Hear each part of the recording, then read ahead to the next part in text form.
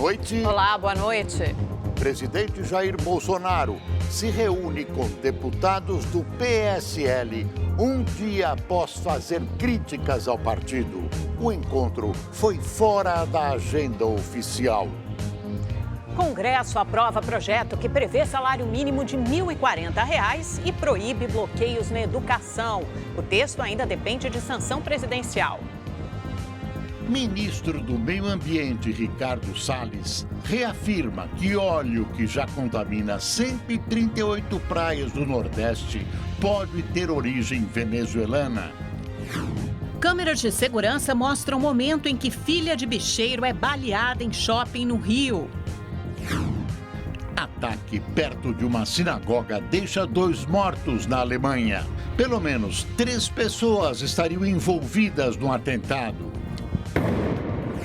Turquia bombardeia alvos curdos na Síria depois de retirada de tropas americanas na fronteira entre os 2 países. Pelo menos 8 civis morreram na ação. Essas e outras notícias você acompanha em instantes no Rede TV News.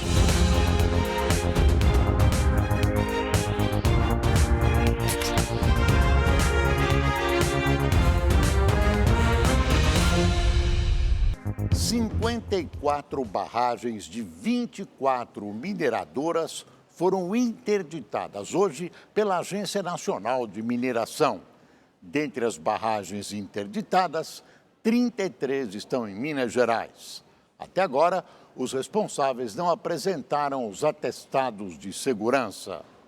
As mineradoras deveriam entregar os laudos que atestam a estabilidade de suas barragens até 30 de setembro. O documento é obrigatório. Em todo o país, 423 estruturas estão inseridas na Política Nacional de Segurança. De acordo com a Agência Nacional de Mineração, as 54 barragens são monitoradas diariamente pelos agentes da agência. Minas Gerais é o estado que mais tem depósitos de rejeitos interditados, 33 no total.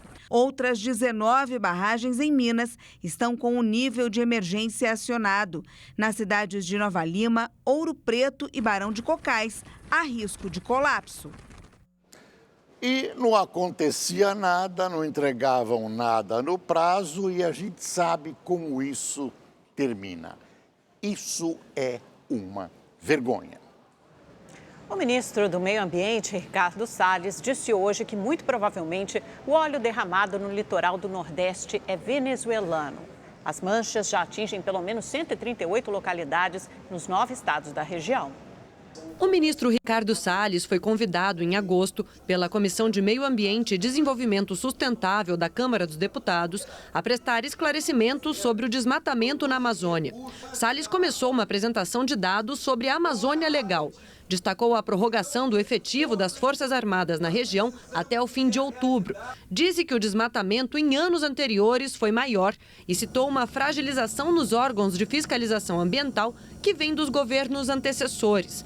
Disse ainda que é preciso lidar, dentro do desmatamento, com o que é legal e ilegal. Nós não podemos ter um arcabouço legislativo ambiental, que é o Código Florestal, que só serve quando é numa direção. E quando é para garantir a segurança jurídica, a previsibilidade, o atendimento aos procedimentos legais, as previsões que ali estão contidas são consideradas insuficientes ou inadequadas. Mas o principal assunto da sessão acabou sendo o vazamento de óleo que atinge o litoral do Nordeste desde o dia 2 de setembro. Parlamentares aproveitaram para questionar o ministro sobre as manchas de óleo que estão aparecendo nas praias. Esse petróleo que está vindo, muito provavelmente da Venezuela, como disse o estudo da Petrobras, é um petróleo que veio por um navio estrangeiro, ao que tudo indica, navegando próximo à costa brasileira, com derramamento, acidental ou não, e que nós estamos tendo enorme dificuldade de conter, não por inação dos órgãos. O IBAMA, que realiza o monitoramento ambiental e a gestão da emergência no caso, disse nesta quarta-feira que o resultado de amostras analisadas pela Marinha e pela Petrobras apontou que a substância encontrada é petróleo cru, ou seja, não tem origem de nenhum derivado de óleo. A Petrobras informou que o óleo detectado não é produzido pelo Brasil. A investigação da origem das manchas está sendo conduzida pela Marinha e a investigação criminal pela Polícia Federal. Até agora, pelo menos 138 localidades foram atingidas em 9 estados: Alagoas, Bahia, Ceará, Maranhão, Paraíba, Pernambuco, Piauí, Rio Grande do Norte e Sergipe. Segundo o Ministério do Meio Ambiente, 100 toneladas de óleo foram recolhidas por enquanto. É perigoso acusar algum país sem provas. Por 8 votos a 1, os ministros do Supremo Tribunal Federal reafirmaram a obrigatoriedade de os estados produtores de petróleo repassarem 25% dos royalties a todos os municípios do território. Os magistrados rejeitaram uma ação direta de inconstitucionalidade proposta pelo Espírito Santo em 2012. O Estado argumentava que uma legislação federal não poderia estabelecer critérios para a distribuição dos recursos da exploração do petróleo entre as cidades. Mas, para a maioria dos ministros, a regulamentação é sim uma competência federal. Por isso, os estados produtores devem respeitar o que está estabelecido na lei. A Câmara dos Deputados deve votar ainda hoje o projeto que define como serão divididos os recursos arrecadados com o mega leilão do pré-sal programado para novembro, a chamada sessão onerosa. A aprovação desta proposta é importante para destravar a reforma da Previdência. O leilão do pré-sal está marcado para o dia 6 de novembro, mas a distribuição dos recursos que serão arrecadados vem causando polêmica há muito tempo no Congresso. Para que a proposta entrasse na pauta, foi preciso um acordo entre Câmara e Senado. Os deputados não concordavam com a regra aprovada pelo Senado, que beneficiava os estados do Norte e Nordeste. Por isso, a divisão foi refeita e transformada de proposta de emenda à Constituição em projeto de lei. Estados e municípios terão direito a 15% cada do valor que pertence à União. Isso representa uma parcela de 10 bilhões de reais para os governadores e outra parcela do mesmo tamanho para os prefeitos. O valor dos estados deverá ser repartido 10% de acordo com o Fundo de Participação dos Estados e os outros 5% de acordo com a Lei Candir. O Rio de Janeiro, que é o estado explorador do petróleo, terá direito a 3% a mais. A versão anterior da proposta previa que toda a divisão fosse feita pelo Fundo de Participação dos Estados, o que beneficiava as regiões Norte e Nordeste. Foi uma grande injustiça que fizeram com os mais pobres do Brasil. Isso seria uma pequena compensação das injustiças históricas do passado. A inclusão da Lei Candir foi feita para atender aos governadores do Sul e Sudeste, que se diziam prejudicados. Mas a retirada de recursos dos estados do Nordeste também foi um recado para os governadores da região, que não deram apoio à reforma da Previdência. Era para que todos os governadores apoiassem e conseguissem votos para a reforma da Previdência. Os estados do Nordeste, primeiro, não conseguiram. Então, se você fosse olhar naquilo que foi acordado, não teve acordo. Mas nem por isso o governo e o próprio parlamento deixaram de atender com prioridade de 2/3 os estados do Nordeste. Os recursos destinados às prefeituras deverão ser divididos de acordo com as regras do Fundo de Participação dos municípios. Mas, para usar o dinheiro em investimentos, os prefeitos terão que pagar primeiro as dívidas com a Previdência. O critério irritou os chefes municipais, que acusam o governo federal de repassar os recursos e tomá-los de volta através da Previdência. Já alguns parlamentares acusam os prefeitos de estarem pensando apenas nas eleições do ano que vem. Não é dinheiro que vai ser dado para rasgar ou para fazer campanha de prefeito para o ano que vem. Não, ele vai ter que pagar a conta. O que a gente está querendo é pagar a folha de pagamento dos nossos servidores que atendem a população lá na ponta, do médico que bota a saúde, é comprar remédio para botar na prateleira do posto de saúde, é fazer um investimento no posto, na escola. A votação da sessão onerosa onerosa, como é chamada essa proposta, é muito esperada, já que a tramitação da reforma da Previdência está parada desde a semana passada por causa dela. Os senadores colocaram a aprovação desse texto como condição para a votação da reforma da Previdência. Com o acordo, a expectativa é que a sessão onerosa seja votada no Senado na semana que vem e a reforma da Previdência no próximo dia 22. Se não houver fato novo, essa votação da Previdência está destravada. Olha, ontem o ministro Sérgio Moro, da Justiça e Segurança Pública, concedeu uma entrevista exclusiva a mim em seu gabinete em Brasília. Vale a pena assistir. É sexta-feira, às 22h15, aqui na Rede TV. O IPCA de setembro, índice oficial usado pelo governo, apresentou deflação de 0,04%. É o menor resultado para o mês desde 1998, quando ficou em menos 0,22%. Em agosto, a taxa havia registrado alta de 0,11%. No ano, o índice acumula alta de 2,49% e nos últimos 12 meses, 2,89%. Em setembro de 2018, o indicador registrou 0,48%. Uma deflação muito baixa é perigosa para a economia.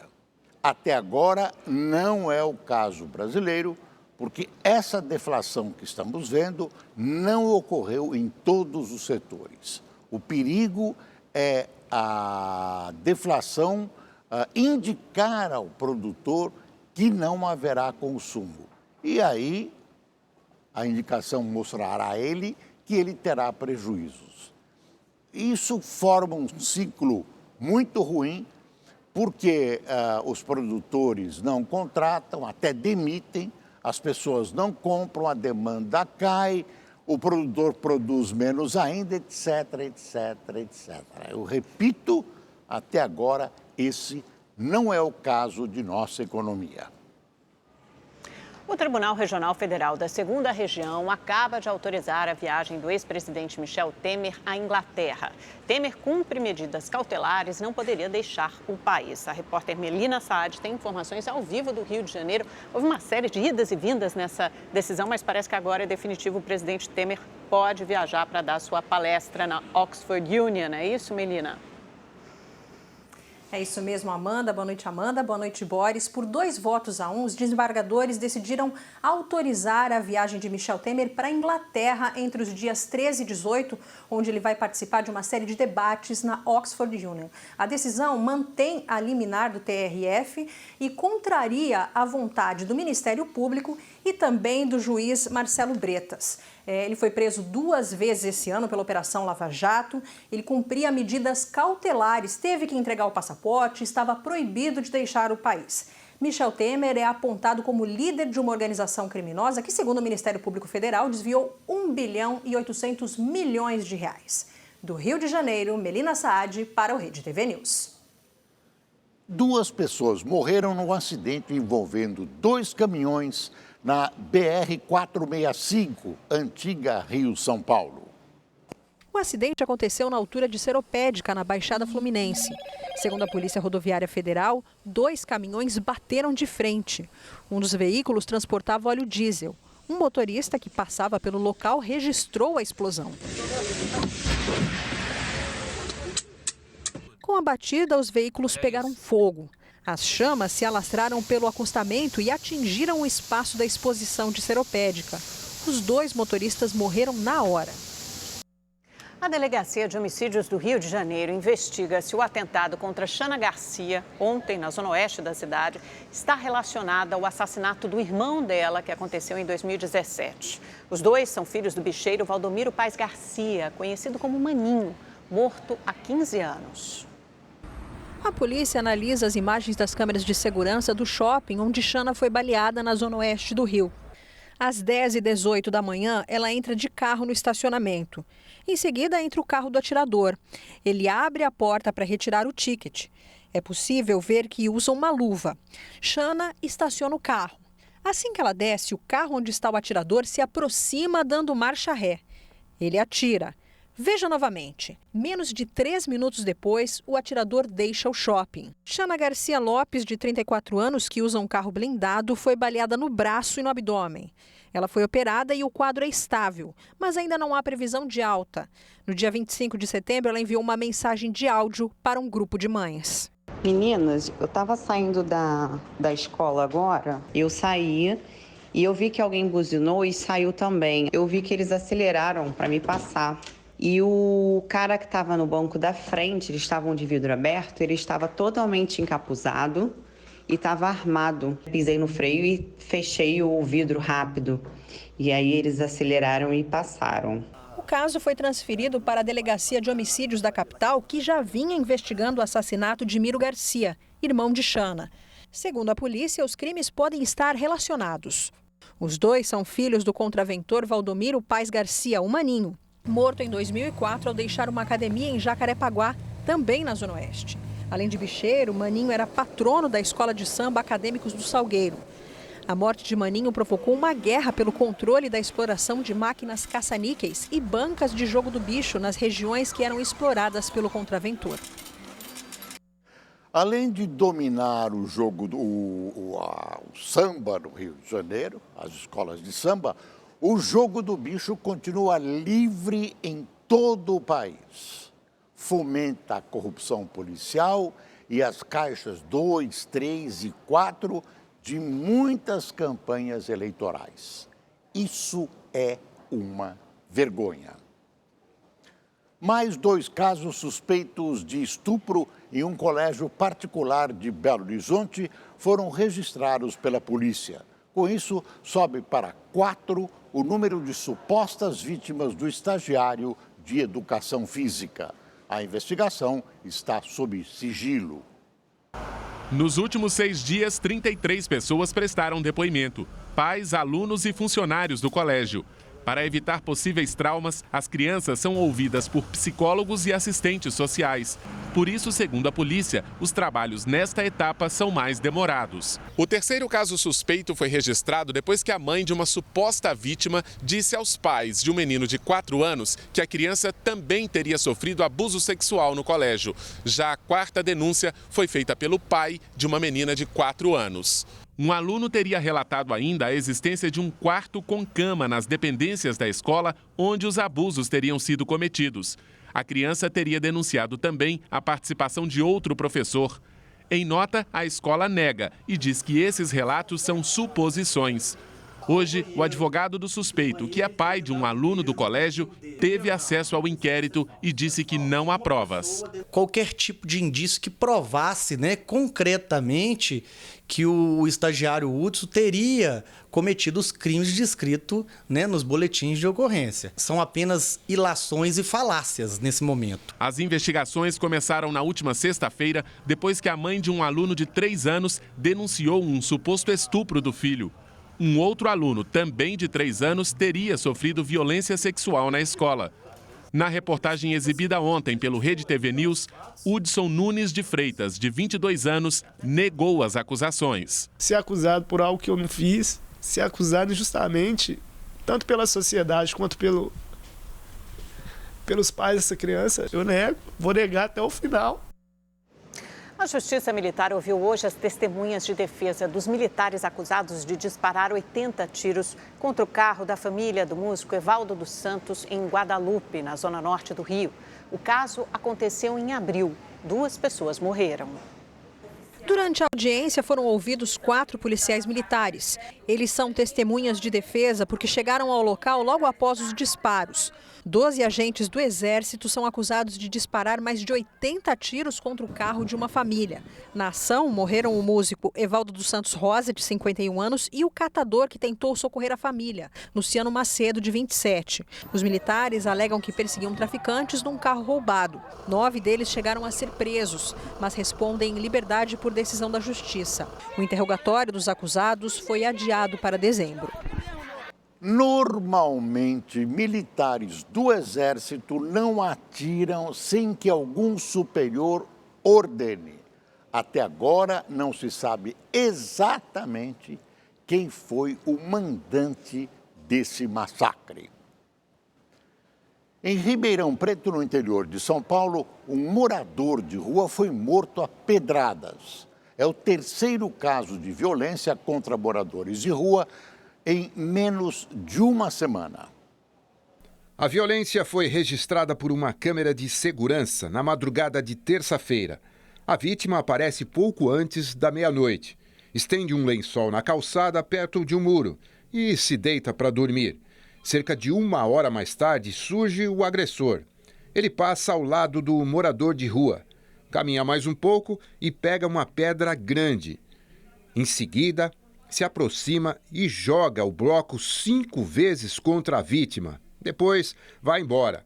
O corpo do morador de rua foi levado para o IML e até agora não foi identificado. O crime está sendo apurado pela Delegacia de Investigação Geral de Ribeirão Preto. A Justiça do Paraná revogou a prisão de 3 réus e mandou suspender o monitoramento eletrônico de Cristiana Brites. Todos são réus no processo que apura a morte do jogador Daniel Correia. David William Voleiro, Eduardo Henrique Ribeiro da Silva e Igor King vão aguardar o julgamento em liberdade, assim como outros 3 acusados, Alana Emily Brites, Cristiana Rodrigues Brites e Evelyn Brizola Perusso.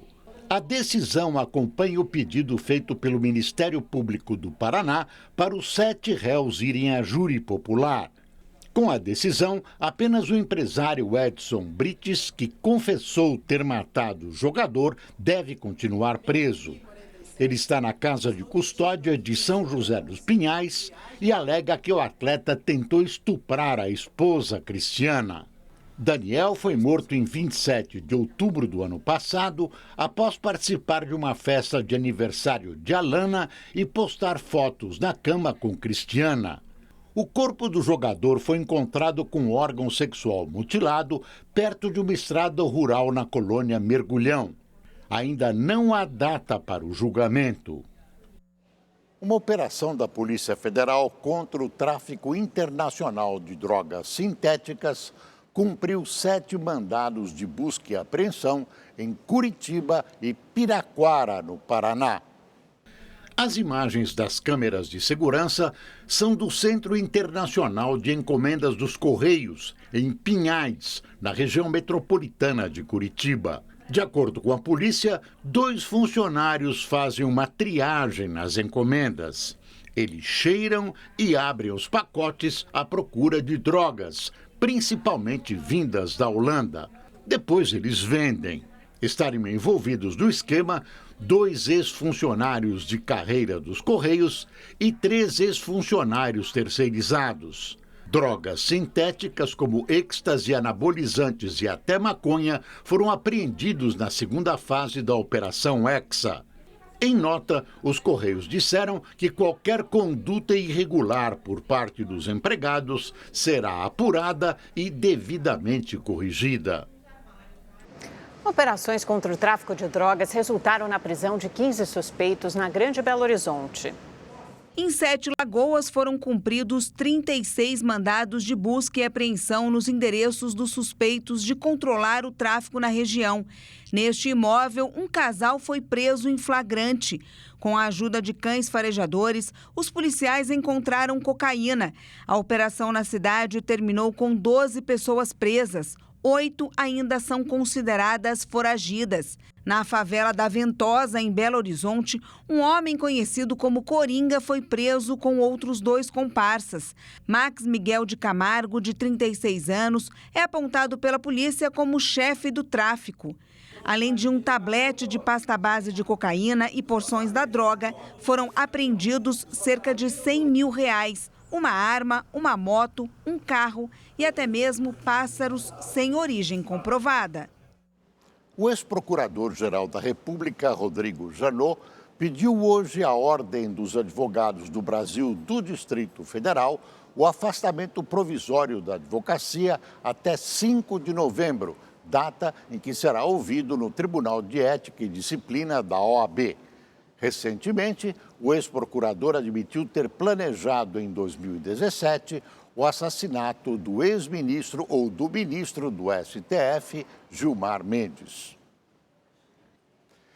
Vamos ver agora como fica o tempo em todo o Brasil com o Igor Silveira. Olá, boa noite. A quinta-feira continua com chuva forte e trovoadas nas áreas mais escuras do mapa, desde a região norte, partes do centro-oeste e também no sudeste. No sul, o dia será parcialmente nublado em algumas áreas de Santa Catarina e do Rio Grande do Sul. Nas demais áreas, a quinta-feira será clara e não tem previsão de chuva. No Nordeste, o sol continua firme no interior, mas com possibilidade de chuva fraca e isolada e a qualquer hora no leste da Bahia. A temperatura máxima por lá não passa dos 28 graus. Na região norte, o dia será nublado com pancadas de chuvas e trovoadas no Amazonas, em Roraima e também em Rondônia. As temperaturas por lá continuam elevadas. Em Manaus, a máxima pode chegar aos 31 graus. Em São Paulo, o tempo também melhora. A máxima pode chegar aos 26 graus. E se você quer saber mais sobre a previsão do tempo na sua cidade, é só entrar no site da Rede TV. Eu fico por aqui, uma ótima noite e até mais. Morreu hoje mais uma paciente que estava internada no Hospital Badim, que pegou fogo há quase um mês. Uma idosa de 65 anos não teve o nome divulgado. Ontem já havia morrido um paciente de 77 anos que também não teve a identidade revelada. Desta forma, sobe para 19 o número de mortos após a tragédia. O Hospital Badim informou que aguarda o laudo da necropsia para saber se essas mortes estão relacionadas a um incêndio. Dos 103 pacientes que estavam na unidade, 19 continuam internados. 5 acompanhantes também seguem hospitalizados. Todos os funcionários atingidos durante o incêndio tiveram alta. Sobe para 12 o número de mortes por sarampo em São Paulo desde o começo do ano. O repórter Giovanni César tem os detalhes ao vivo. Boa noite, Giovanni.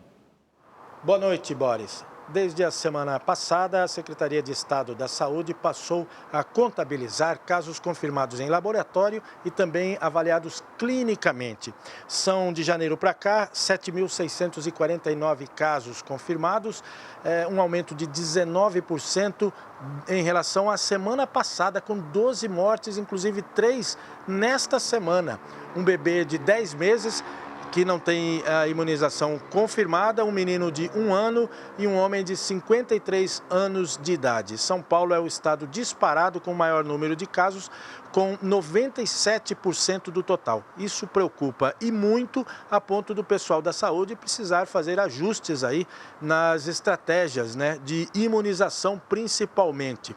A campanha começou novamente na última segunda-feira, dia 7, vai até o dia 30 de novembro, para bebês de 6 meses até 5 anos de idade. É importante salientar que os pais devem levar bebês de 6 meses a 11 meses para a chamada dose zero. Esta não faz parte do calendário nacional.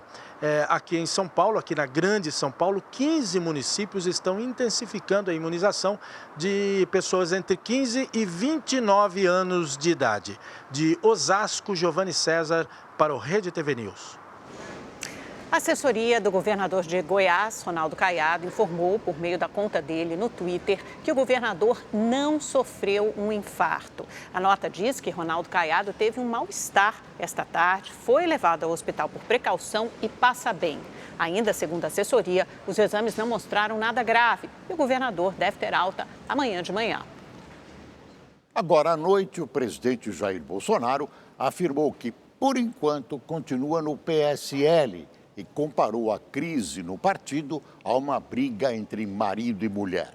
A declaração foi dada após uma reunião com deputados da legenda. O encontro ocorreu um dia depois de Bolsonaro criticar o presidente do PSL. O encontro não estava previsto na agenda oficial e foi um pedido dos deputados. Parte da bancada do PSL na Câmara foi recebida pelo presidente no gabinete dele. Também participaram da reunião os advogados Karina Cufa, que defende Bolsonaro em alguns processos, e Admar Gonzaga, ex-ministro do TSE, que é uma espécie de conselheiro jurídico dele. Na saída, o deputado federal Bibo Nunes, do PSL do Rio Grande do Sul, disse que não falaria sobre o que foi discutido no encontro, mas reafirmou apoio a Jair Bolsonaro. O melhor Brasil é seguir a linha Bolsonaro, que é o melhor para o Brasil. Ontem, ao conversar com um apoiador em frente ao Palácio da Alvorada, que se apresentou como pré-candidato do PSL à Prefeitura do Recife, Bolsonaro disse para ele esquecer o partido e que Luciano Bivar, presidente da legenda, estava queimado. Bivar é um dos investigados na operação que apura supostas candidaturas laranjas no PSL nas eleições de 2018. Bivar e outros integrantes do partido criticaram as declarações de Bolsonaro. Nos bastidores, aliados próximos do presidente dizem que Jair Bolsonaro está insatisfeito com os rumos que o PSL tomou sob o comando de Luciano Bivar e também com a falta de transparência nas contas do partido, principalmente na gestão dos recursos do fundo partidário. A gente tem diversos deputados que estão insatisfeitos porque não tem informação nenhuma, não tem acesso às contas. E é isso que foi pleiteado. Se tem um partido, ele é um partido de todos e os deputados têm que ter acesso, não se pode ter votações sem qualquer participação dos próprios parlamentares. Em política, tudo pode mudar como mudam as nuvens. Neste momento, Bolsonaro está no partido, mas de manhã aparentemente estava com o pé fora do PSL. Falava-se até numa nova sigla informação que responderia pelo saudoso nome para muita gente de UDN. O PSL é um saco de gatos que não dá apoio sólido suficiente ao presidente. Pode ser que a bronca que ele deu consiga enquadrar o partido. Não é fácil, mas é possível.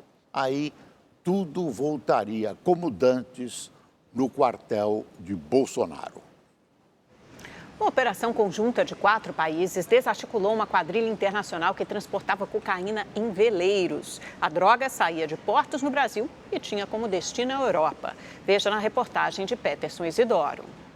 Foi nesta ilha paradisíaca do arquipélago dos Açores, que pertence a Portugal, que os policiais encontraram o veleiro ancorado na marina. Dentro da embarcação, 500 quilos de cocaína pura. A droga veio da América do Sul. Passou por vários portos brasileiros, entre eles o de Fortaleza e o de Natal. Depois da parada nos Açores, o destino era a Holanda e a Estônia, no leste europeu. A prisão dos 2 primeiros integrantes da quadrilha na Espanha desencadeou a operação e a descoberta da rota do veleiro. A quadrilha, liderada por traficantes holandeses, já era investigada há mais de 2 anos. Toda essa droga está avaliada em 15 milhões de euros, o equivalente a mais ou menos 75 milhões de reais.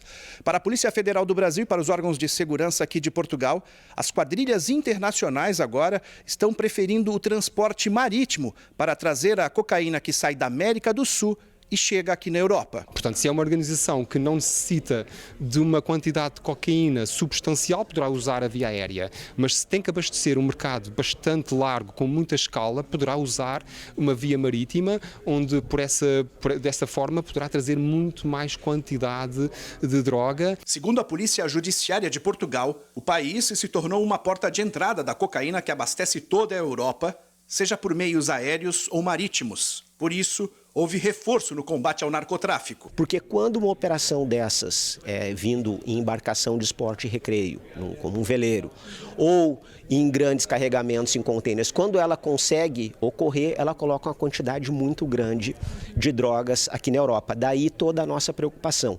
Nos últimos 2 anos foram batidos todos os recordes de apreensões de drogas no Brasil, de cocaína que estava saindo do país através de embarcações. Peterson Isidoro, de Lisboa, para o Rede TV News. A Turquia iniciou hoje uma ofensiva militar contra a milícia curda no nordeste da fronteira com a Síria. Pelo menos 11 pessoas morreram, incluindo 8 civis. Acompanhe da reportagem de Luciana Camargo. Grandes nuvens de fumaça foram vistas nas cidades do nordeste da Síria atingidas pelo bombardeio turco. Centenas de pessoas lotaram carros, caminhões, pegaram carona em motos e até se arriscaram a pé para fugir dos ataques. O presidente turco Recep Tayyip Erdogan anunciou a ofensiva pelo Twitter. Ele disse que a Operação Primavera da Paz tem apoio do Exército Nacional da Síria e que o objetivo é combater as milícias curdas e o Estado Islâmico para estabelecer uma zona de segurança na fronteira entre os dois países, facilitando o retorno de refugiados sírios para suas casas. O porta-voz das forças curdas, Kino Gabriel, disse que eles vão resistir até o final e alertou para o risco de uma catástrofe humanitária. Gabriel afirmou ainda que a ação pode possibilitar o fortalecimento do Estado Islâmico no local. A ofensiva turca provocou manifestações da população curda que saiu às ruas na Síria, na Bélgica e na Itália para protestar. Todos pedem por uma intervenção internacional. O secretário-geral da OTAN, Jens Stoltenberg, pediu moderação à Turquia e que o país não comprometa a luta contra o Estado Islâmico. A França também anunciou que irá solicitar uma reunião no Conselho de Segurança da ONU para discutir a ação militar. A ofensiva turca ocorre dias depois do presidente Donald Trump anunciar a retirada das tropas americanas do nordeste da Síria. Hoje, Trump disse que os Estados Unidos deveriam ficar na região por apenas 30 dias e acabaram ficando anos. O presidente também afirmou que seu governo está em contato com os dois lados para ver como solucionar a questão. E reiterou que já havia dito que se Erdogan passar dos limites, ele vai destruir a economia da Turquia. Luciana Camargo, de Nova York, para o Rede TV News. Os curdos lutam para ter um país. É um povo sem território, apesar das promessas. Nenhum país, obviamente, quer ceder um pedaço do seu território para os curdos. Os turcos reagem violentamente contra esse anseio, pois desse rolo do Oriente Médio, os curdos aliaram-se aos americanos na Síria para combater o Estado Islâmico. De repente, Trump resolveu abandonar seus aliados, retirando pouco mais de 1.000 soldados que eram mantidos da região. Foi o sinal verde para o avanço hoje dos turcos. Viva a amizade do presidente Trump. Bombeiros trabalham neste momento no rescaldo de um grande incêndio que atingiu um motel no estado americano do Texas no fim da tarde. O fogo começou no último andar do prédio e se alastrou dentro de minutos. 5 pessoas foram levadas para hospitais por inalarem muita fumaça, entre elas 2 crianças. A polícia emitiu um alerta para que os moradores evitem a região. Um ataque perto de uma sinagoga deixou 2 mortos e pelo menos 2 feridos no leste da Alemanha. 3 pessoas estariam envolvidas no atentado antissemita. Uma delas foi presa. Veja na reportagem de Luciano Júnior. Imagens de uma câmera de segurança mostram o criminoso vestindo roupas militares e um capacete, saindo de um veículo e atirando com uma arma semiautomática. Segundos depois, o homem escuta tiros disparados por outra pessoa. Ele se esconde ao lado do veículo e então entra no carro e vai embora. Uma outra câmera registrou momentos depois o homem caminhando com a arma na mão em outro local. Foram 2 ataques em pontos diferentes da cidade de Al, mas bem próximos um do outro. O primeiro perto de uma sinagoga e depois ao lado de um restaurante especializado em comidas turcas. 2 pessoas morreram. Este homem que estava dentro do restaurante disse que viu uma senhora passando em frente ao local e em seguida o agressor, que além da arma, tinha o que parecia ser uma granada na mão. Ele a atirou na direção do restaurante, mas ela bateu no vidro e explodiu na porta do local onde estava a idosa. Após isso, o homem começou a atirar e todos correram para se esconder.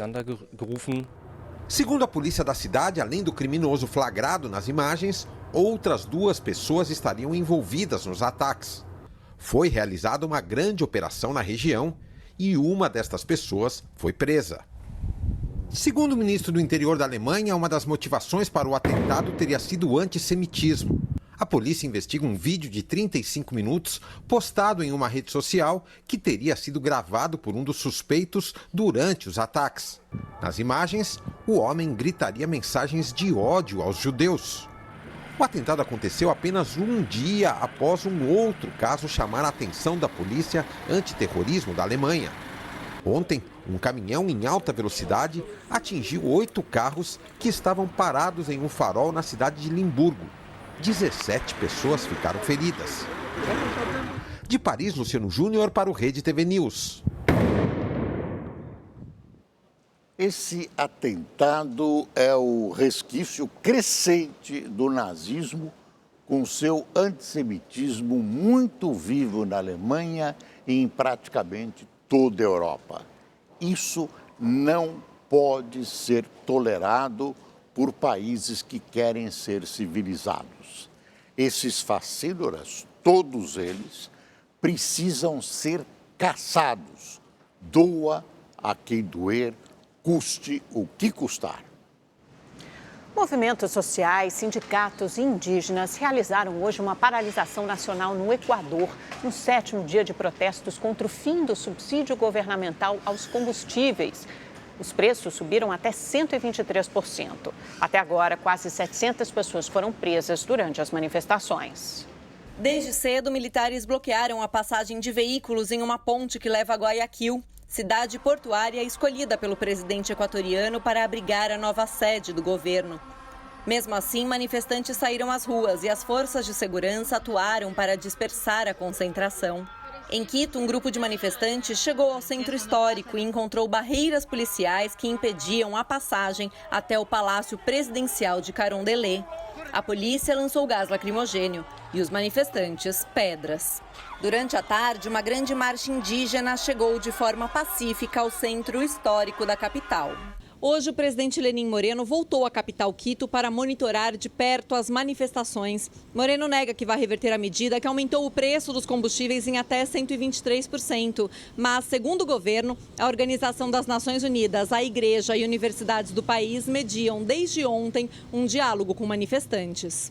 O governo alega, no entanto, que estrangeiros teriam sido pagos para participar dos protestos. Moreno acusa seu antecessor, Rafael Correa, e o presidente venezuelano Nicolás Maduro de estarem por trás de uma tentativa de golpe de Estado.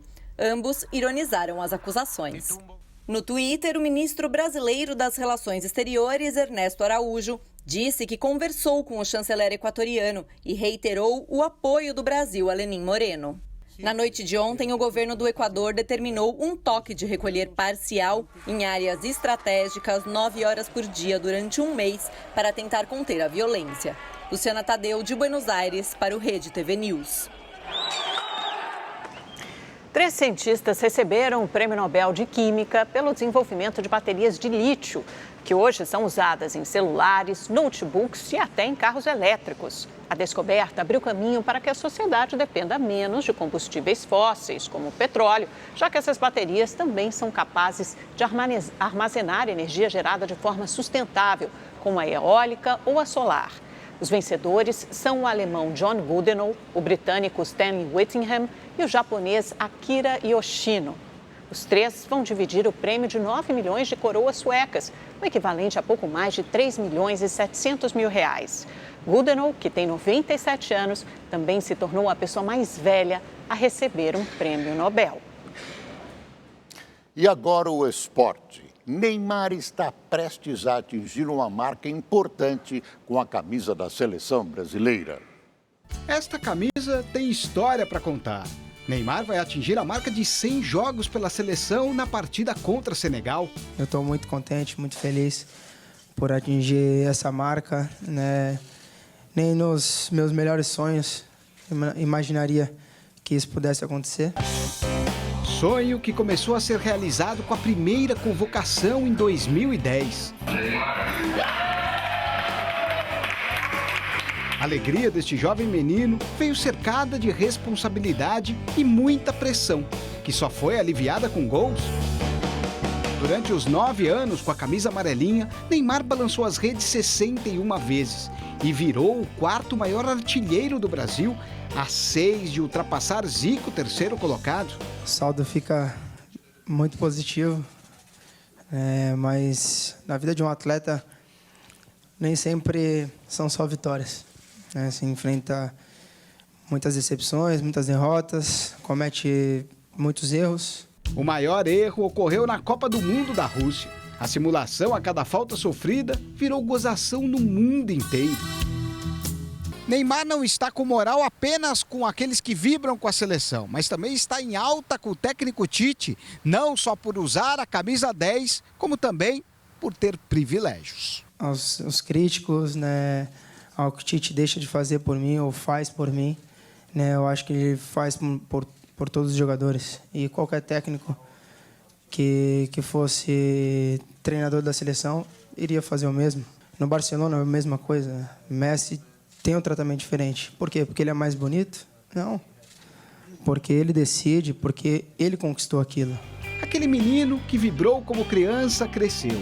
Chega no 100º jogo mais amadurecido com os erros da vida, mas mantendo o futebol moleque que fez muitos brasileiros sorrir. Pelo Campeonato Brasileiro, Santos e Palmeiras entram em campo de olho no Flamengo e na vice-liderança. Dois times que lutam ponto a ponto na tabela. O Santos é o terceiro colocado no Brasileirão e uma vitória contra o vice-líder Palmeiras coloca o Peixe em segundo lugar pelo número de vitórias. Cenário ideal para a torcida comemorar na Vila os 50 jogos de Sampaoli. Mas o treinador tem problemas. Além de Evandro suspenso, 5 jogadores foram convocados para defender suas seleções.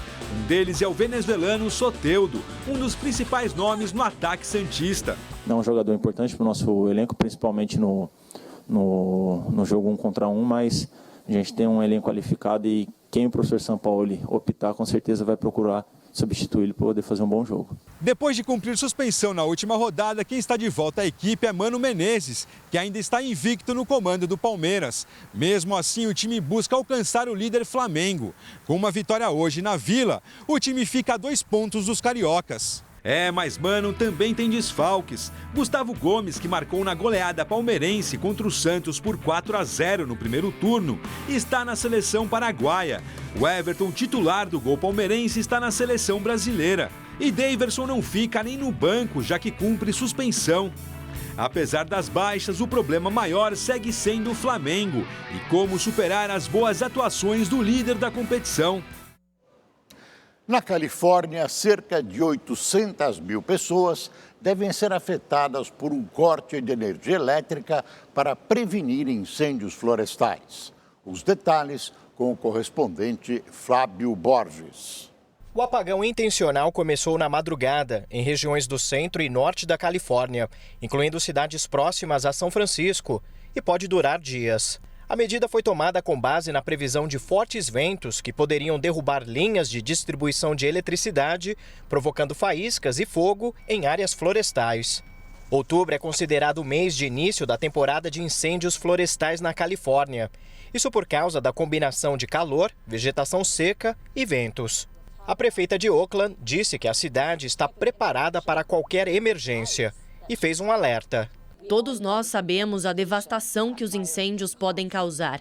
Por isso é hora de sermos extremamente vigilantes. Falhas em linhas de transmissão de eletricidade causaram, nos últimos anos, incêndios catastróficos na Califórnia, incluindo o mais mortal do estado, o Camp Fire, no ano passado, que matou 85 pessoas. Hoje, várias escolas e universidades tiveram as aulas canceladas. Estabelecimentos comerciais também foram fechados. Os moradores das regiões atingidas se prepararam com a compra de suprimentos, como geradores movidos a gasolina, como conta este comerciante. Vendemos muitas coisas: lâmpadas e luzes alimentadas por bateria, lanternas, caixas térmicas e blocos de gelo. Este é o maior corte preventivo de energia elétrica da história da Califórnia. A distribuidora aqui no sul do estado anunciou que também pode realizar apagões para prevenir incêndios florestais, o que afetaria cerca de 100 mil moradores de 8 condados, incluindo a cidade de Los Angeles. O porta-voz de uma das empresas responsáveis lamentou o transtorno, mas disse que a energia só será restabelecida quando não houver mais riscos. Fábio Borges, de Los Angeles, para o Rede TV News. O Congresso Nacional aprovou o projeto da Lei de Diretrizes Orçamentárias de 2020. O texto elevou o salário mínimo para R$ 1.040, sem aumento real, e impediu o bloqueio de recursos da educação. O texto segue agora para a sanção presidencial. O Rede TV News fica por aqui. Uma ótima noite para você. Boa noite.